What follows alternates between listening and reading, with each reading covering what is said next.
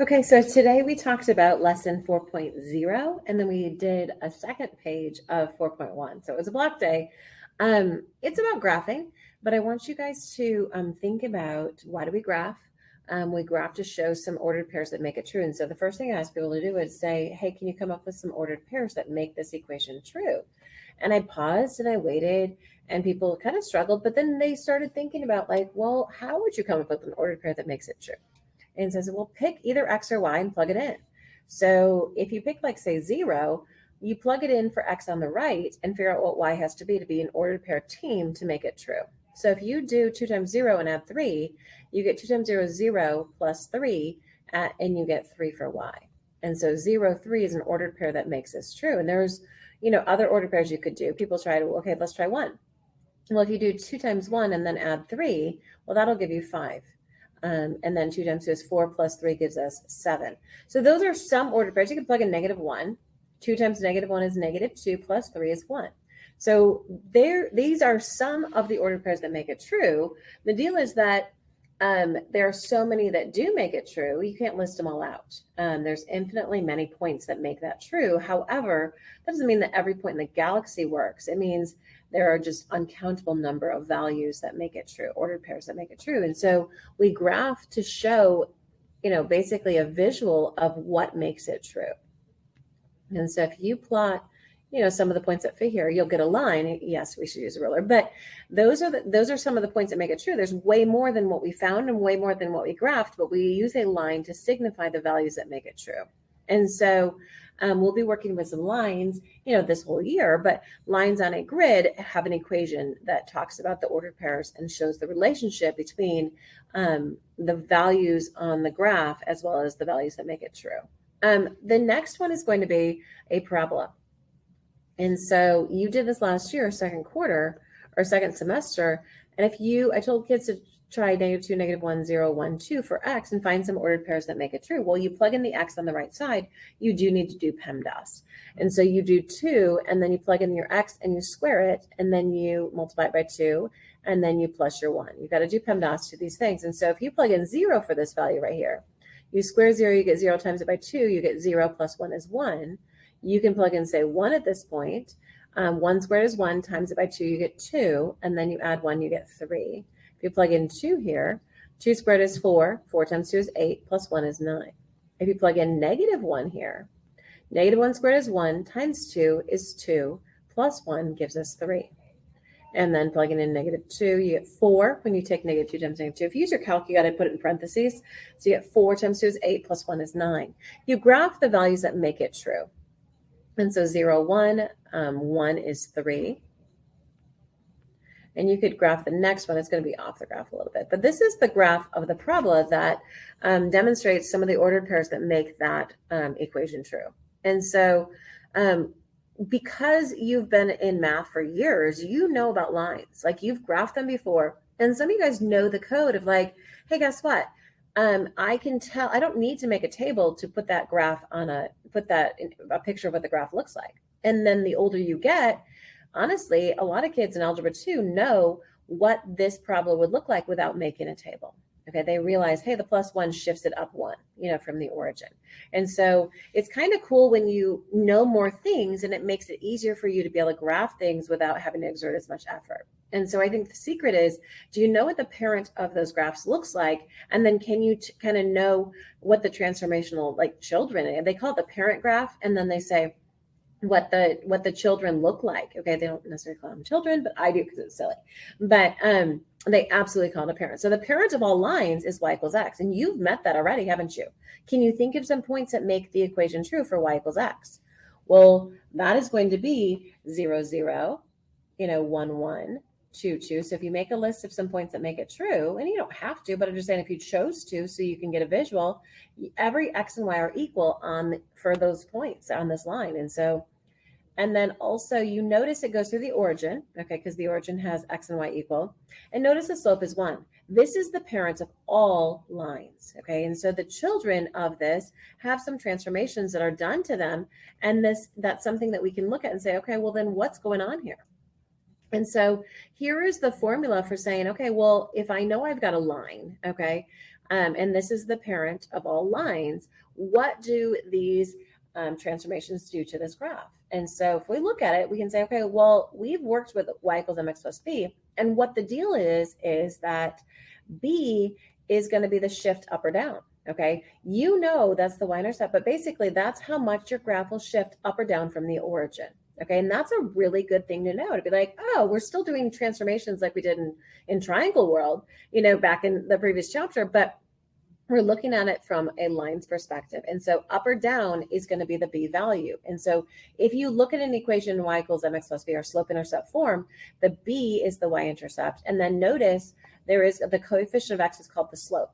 Okay, and the slope kind of does like a stretch. Okay, it kind of stretches it in one direction. And so if you have a positive coefficient of x or a positive slope, that slope will go up and right from your first point. And if you have a negative slope, it's going to go down and right. You've got to make your slope into a fraction. So there really are two transformations from the parent function, and one is shifting up and down, and one is going to be the slope, okay, which kind of stretches it up or down. And so let's look at this first graph. Well, do you see it's the child of this original line, but the +1 says, okay, normally I'm at the origin, but I'm going to go up one and make a dot, okay? And then the slope is going to be the coefficient in front of x. The slope is positive, so the numerator tells you how many to go up, and the denominator tells you how many to go right. And so from this point, you're going to go up 2 and right 1, 2, 3 and make a dot. You could do it again. That was kind of fun.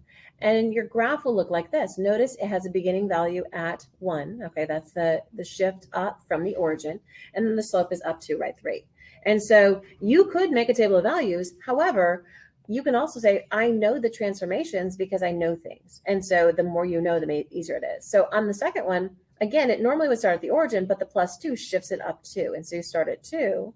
And then the slope is -3. So since it's negative, you're going to go, you have to make it into a fraction. So put over 1. So it's 3 down and 1 right from this original value. So from its shift up 2, now you're going to go down 3 and over 1 and down 3, 1, 2, 3 over 1, and you can graph your line. And so I want you guys to see that it is transformations like you did last chapter. It's just with lines. And so the last one on this page is going to be, it's shifted down 4, 1, 2, 3, 4. And your slope is going to be 1. Okay. And so it's up 1 and right 1. Because if there's no coefficient, it's assumed it's 1. You can make it into a fraction, and it's 1 up and 1 right. Notice from its parent, okay, from the mama graph, okay, the parent function y equals x, the only shift this has is down 4. Okay, the slope didn't change. It's still up 1 and right 1. And so I want you to see we are doing transformations, and it's pretty cool. The more you know, the easier it is. Okay, so let me shift to the back side. On the back side, I had students say, okay, well, you know what? Look at these. These are not in slope-intercept form. What do you mean, woman? Well, slope-intercept form is y equals mx plus b, where you can easily see the slope in the y-intercept. That's why they call it the slope-intercept form. Okay, so the slope is available in front of x, and the y-intercept is that shift up or down that you're going to have. And so what we're looking to do is say, all right, can you get this equation? Can you solve this equation into slope-intercept form so you can easily see the transformations? And so you've got to get y equals. Well, how do you get y equals? Well, let's minus 3x from both sides. I don't know why I'm writing with a highlighter, but if you minus 3x from both sides, you get 4y is equal to -3x plus 16. And then to get rid of the 4, it's multiplied. So 4y means 4 times y. So you divide everybody by 4. And a fraction is a procrastinator's friend, okay, or division procrastinator's friend. We don't love division. However, if you put it over it, it says, I did divide it. I just didn't divide it yet. I can leave it as a fraction. Fractions are super fine. And so you can write this answer, this equation as y is equal to -3/4 and then x, because I don't want to divide that. That's a slope, and it can be a fraction, no big deal. The y-intercept does divide, so 16 divided by 4 is 4. So the shift is going to be up 4. Okay, and so we got into slope-intercept form. You can see the shift is up 4. Now the slope is -3/4, and if you look in the front, negative slope, the numerator tells you how much to go down, 1, 2, 3, and the denominator tells you how many to go to the right. And so we did a shift up, and then now we're doing a slope. And so because it's negative, it's going to be going downhill from left to right, and you can see that. The next one if you get this into slope-intercept form, we're going to plus 6 to solve it into slope-intercept form. So you get 2y is equal to negative 8x plus 6. Now look at negative 8x and 6 are not like terms. One has a letter, one doesn't. So you best not put them together as a 2. Okay, that's so not right. So keep them separate and put the x term first and the number term second. So when you look at the right-hand side, you cannot combine those two values together. Now to get rid of the 2, 2y means 2 times y. So you divide everybody by 2 and easily everything divides by 2 nicely. And so you get y is equal to, I don't know where to write it. I'll put it over here. Y is equal to negative 4x and then plus 3. So we're going to start at 3. Okay, why?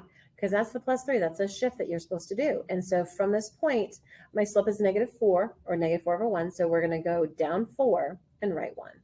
Because if it's negative, you go down and right. If it's positive, you go up and right. And so the shift is up 3 and the slope is negative 4 over 1. Okay, the last one on this section, it says, hey, I want you to solve for y. How come? Well, because I want to graph this sucker. And so let's minus 2x from both sides. So you get negative y equals negative 2x and then plus 5 again. 2x and 5 are not like terms, so you best not put them together as a 3. Okay, they're not like, one has a letter, one doesn't.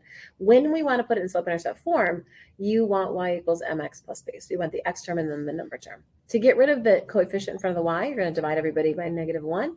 So you're going to get y is equal to 2x, and then what is this going to be? It looks like it's minus 5. Okay, because if you divide 2 negatives, you get positive. That's why the slope is positive 2, and the y-intercept is 5 divided by negative 1. That's negative 5. Okay, so when we graph this, you go down 5 and make a dot. Your slope is 2 or 2 over 1. So from this point, let's go up 2 and right 1. Why? Because positive slope means the numerator tells you how many to go up, and the denominator tells you how many to go to the right. And so here's your answer. Okay, moving smoothly along, we have vertical and horizontal line. All slanted lines are y equals mx plus b. I mean, that's just what they look like. They have a slope, and then they also have a shift.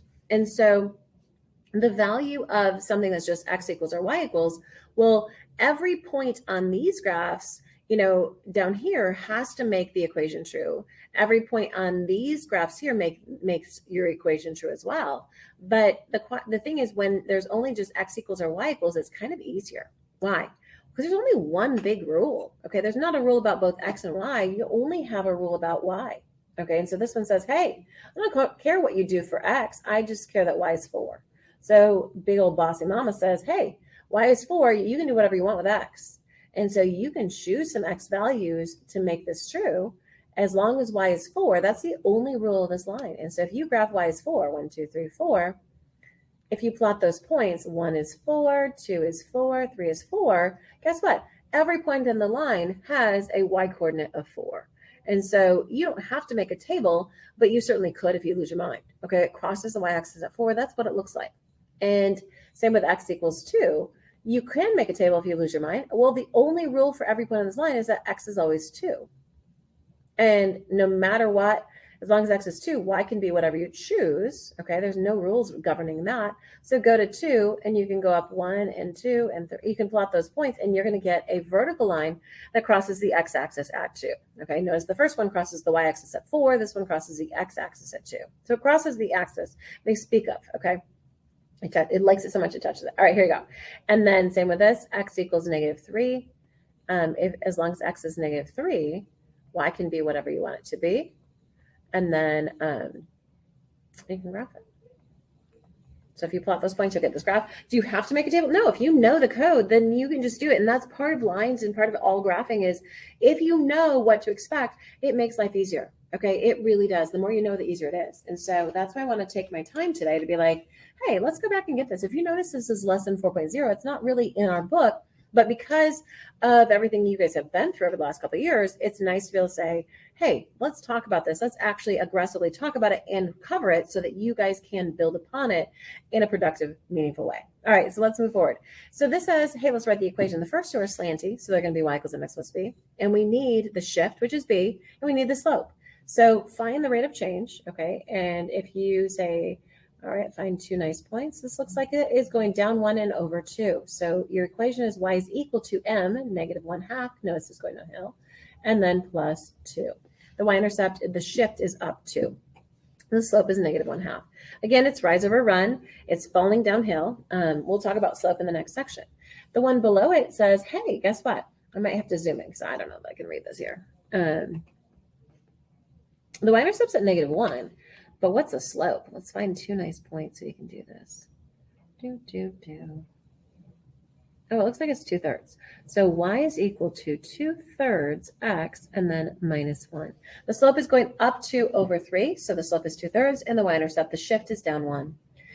If you've got a vertical or horizontal line, remember it's just a single variable. It's either x equals or y equals, and it basically is the rule of the line. And notice this is crossing the y-axis. So this is going to be y is equal to -2.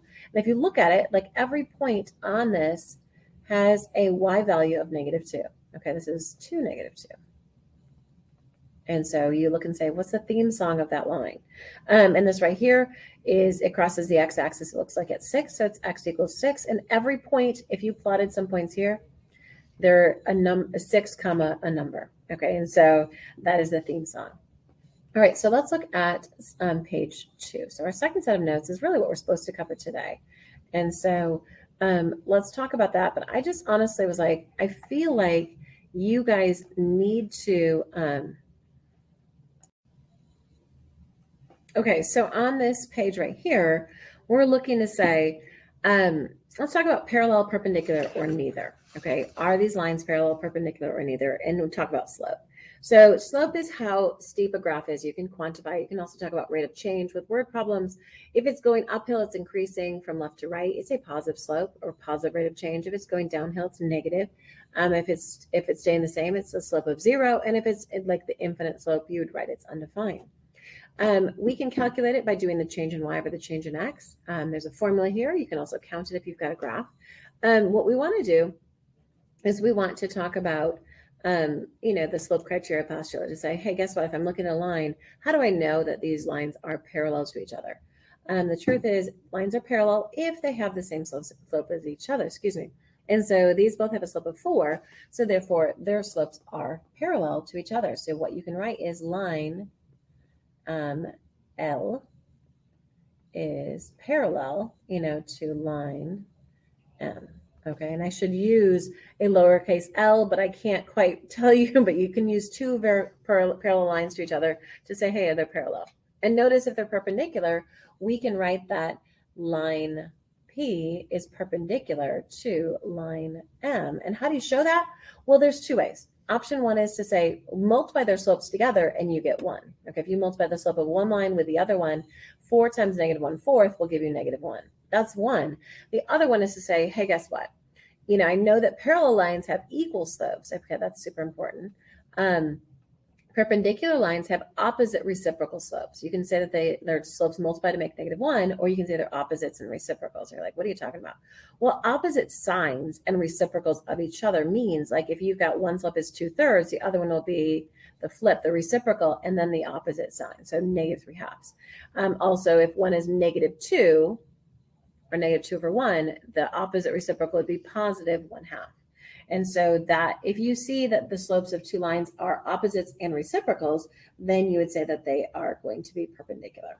And then the thing is that also vertical and horizontal lines don't necessarily follow that rule exactly, but if you've got a vertical with a horizontal line, that would be perpendicular as well.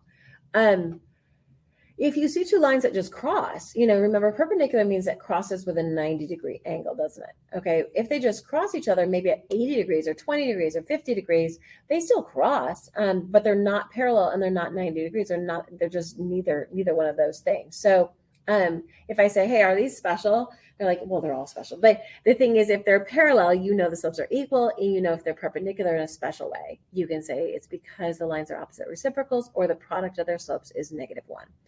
Neither would imply that, that they cross different than 90 degrees. And so it's a good thing to know.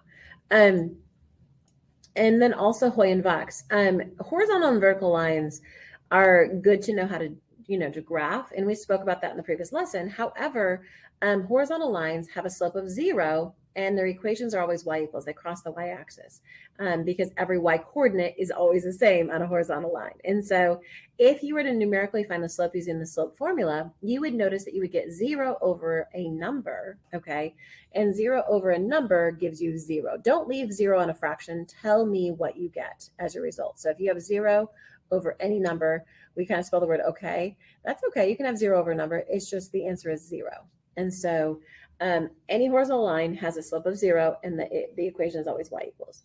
And then vertical lines, if you're calculating that numerically, you're going to get the change in y as a number divided by 0. Don't leave a number 0 on a fraction. Write undefined in this case. Okay, a vertical line has an undefined or like infinite slope of sorts, and your equation for all vertical lines are going to be x equals. And so most teachers tend to say, hey, let's give these kids these acronyms. Say, hey, hoi, horizontal lines have 0 slopes. Slopes like not going up or down. They're kind of just no change in the steepness of a graph. And then y equals, not no change, but it's a horizontal line. Not going up and not going down. A vertical line, again, is going to be like the infinite or undefined slope, and then it's going to be x equals for your answer. And like I said, if you have two vertical lines, they'll be parallel. If you have two horizontal lines, they'll be parallel to each other, but you have one of each, they're going to be perpendicular. They don't exactly follow the opposite reciprocal slopes, nor do they follow the multiplication rule, but you would know that that is the case. All right, the next thing is, let's look at finding slopes of these shapes. Well, this one here, you could mathematically figure it, but you can also look at it and say, hey, guess what? The answer is going to be undefined. Okay, and so this right here, if you find 2 points on this line, that's something that it's kind of new for kids to be like, how do I find 2 points on a line? Well, you look here, and actually they gave you 2 here, and you count the squares outside the box. And so if you look in, you're like, okay, well, what is that rise? So, well, this rise is going to be 1, 2, 3, 4, 5, 6. That's the y minus y. That's the vertical change. The x minus x, 1, 2, 3, 4, 5, 6, 7. So the slope is going to be 6/7. Why? Because it is the rise over the run. It's going uphill. The second one is going to be going downhill, so our slope will be negative. So make sure you talk about it directionally speaking. So directionally, I know you don't have negative links. However, you can have directions that are implied to be negative. And so we can talk about this next one to be saying 1, 2, 3. So your slope is negative 3/2. Down 3, right 2 implies negative. Okay, and so from left to right. And then the last one is going to be 0 because it's neither going uphill nor downhill. It's just consistent. Okay, it's staying 0. Okay, it doesn't go up or down. And so numerically speaking, all of them have a consistent rate of change. So I'm kind of in fault by saying that, but it's going to be a horizontal line. It doesn't go up or down. The slope is 0 numerically. If you calculate the slopes of things that they just give you points, you could graph it and look at the slope. You can also use the formula that I gave you on the front, and you probably used it last year. It's going to be to find the slope. You do y2 minus y1. Okay, you want to find the change in y's over the change in x. So you've got to do x from that same point minus x number 1. Okay, I don't know why I put that as an exponent. Let's rewrite this again. That's not okay. It's going to be y number 2, not y squared, y2 minus y1 over x2 minus x number 1. So if you pick a point 1 and 2, pick any 2 points on the line, you're going to take y, subtract the y, okay? And so I'm going to do 1 subtract 1 over, you've got to do the x subtract the x. So I'm going to do negative 2 subtract. Again, that's how you find the change in the x's. So negative 2 subtract 3, that gives you 0 over negative 5. Ooh, 0 over 5, that's okay.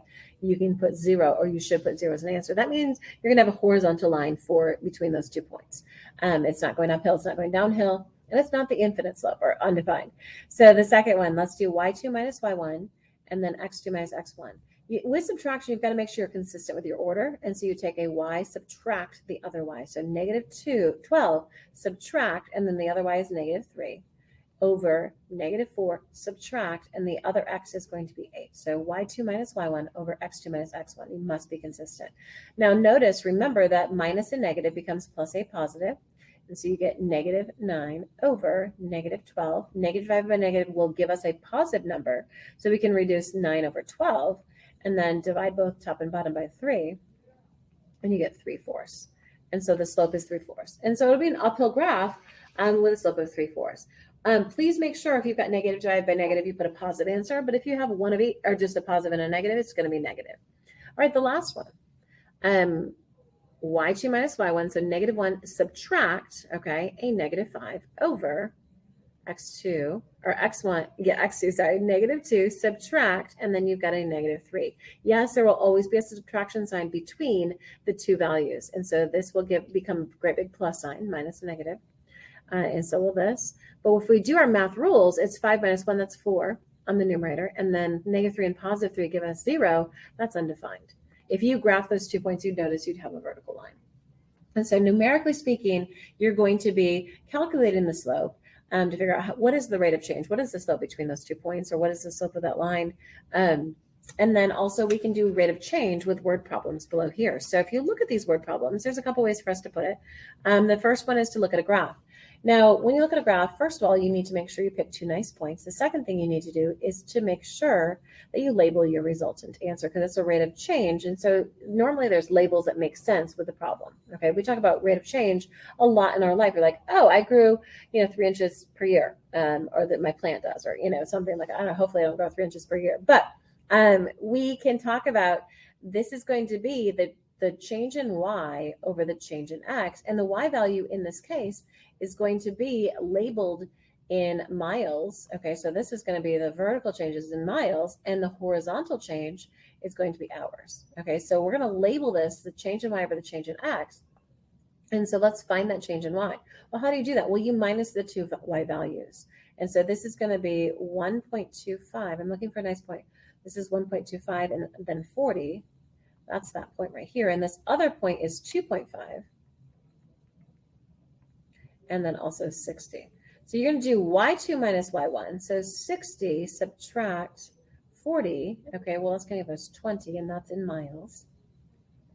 And then you're going to do x subtract x. So the x minus x, so it's 2.5 minus 1.25. And you're going to get 1.25. And that is going to be x, and the x values are hours. So it's miles per hour, okay? And so if you divide this on your calculator, you would do 20 divided by 1.25, and you would get 16.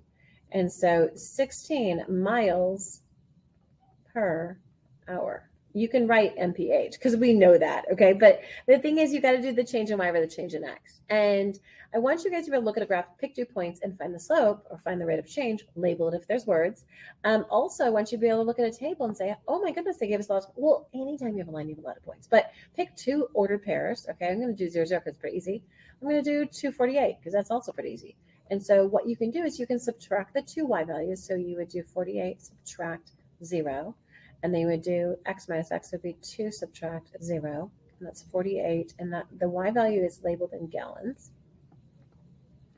And then this is going to be 2 seconds. And if you divide those, you get 24 gallons per second. Okay, I don't know what's leaking, but it's going pretty fast. And so you do need to label it. Okay, if you pick 2 nice points here, notice it's going to be going downhill.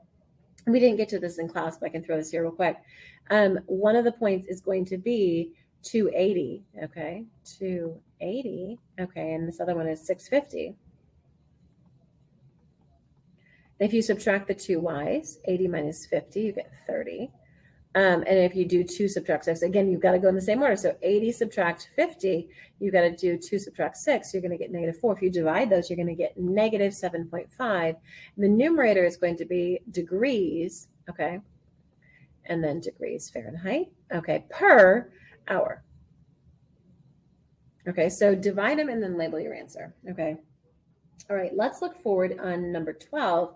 On number 12, they say, hey, can you tell me, use that slope criteria to say, hey, are these parallel, perpendicular, and neither? Like, well, obviously they're not parallel. Like, good job, good eyes. Okay, and obviously not. But you know what? One of these is probably perpendicular, and probably one of them is kind of close to being perpendicular. And so how do you show it, numerically? How do you prove it? How do you show what's going on? We're not going to do a proof right here, but we're going to talk about what is it. So what you've got to do is calculate the slope between 2 points on the line, calculate the slope between 2 other points on the other line, and then you can compare the numerical values of the slopes and see, are they opposite reciprocals of each other or not so much. If they're parallel, yes, they'd match in slope.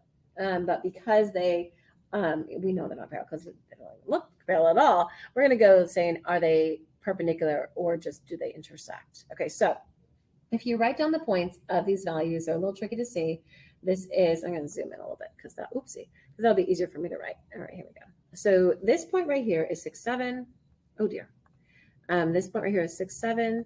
And this point down here is going to be 0, 0. Yeah, we got that. And then -8, -3. And over here is going to be -4, 6. Okay, so if we want to find the slope between 2 points on the same line, let's do that line first. Okay, so let's do 7 subtract -3 over 6 subtract -8, and you're going to get 10 over, so this is positive and this is positive, 14. This is going to be 5/7 divided both by 2. Okay, so that is the slope of SR. Okay, and if you want to find the slope of the other line, okay, the other line, this one right here, we can do, this is TO. We're going to do 6 subtract 0 over -4 subtract 0. Again, do the same order, y minus y over x minus x. You're going to get 6 over -4, which is -3/2. Guess what? That would be neither. It's not parallel, obviously, because they don't match in slope. The other thing is they're not opposites and reciprocals. You know, what would be the opposite reciprocal of 5/7? It would be -7/5. So if we got -7/5 down here, it'd be like, okay, yeah, they're perpendicular. We got -3/2. They're opposites, but not opposites and reciprocals. So no luck. So we'd write neither. Okay, neither parallel nor perpendicular. Okay. Okay, let's go to the next one. So if you label these points, again, we're going to calculate the slope between 2 points on the same line and compare the two slopes of the two lines to see what is going on. So if we write down these points here, this is the point 3, 6, and over here is going to be 12, 5, and down here is 6, -1, and then over here is -2, -1. Okay, so let's find the slopes of one of the lines. Okay, let's start with GD. Okay, so GD, okay, let's do 5 minus -1. That's y minus y over 12 subtract a -2, and you're going to get, is that right? 5, oh, that's a 1. Okay, 5 minus a -1, that would be it. Okay, so that's 6, okay, because minus a negative becomes plus positive, and 12 minus a -12 is going to give us 14. That is going to be 3/7. So the slope of DG, okay, is going to be 3/7. Okay, well, I betcha the other one's going to be -7/3 because that would make it perpendicular. So let's find the slope of the other one. So the other one is going to be 6 minus a -1 over 3 minus 6, and you're going to get 7 over -3. Remember to keep it consistent. Y2 minus y1 over x2 minus x1. Go in the same order. And guess what? They are opposites and reciprocals of each other. So notice 7/3 reciprocal is going to be 3/7. So 3/7 and 7/3 are reciprocals, and they're opposite signs of each other. So this is perpendicular. Good job.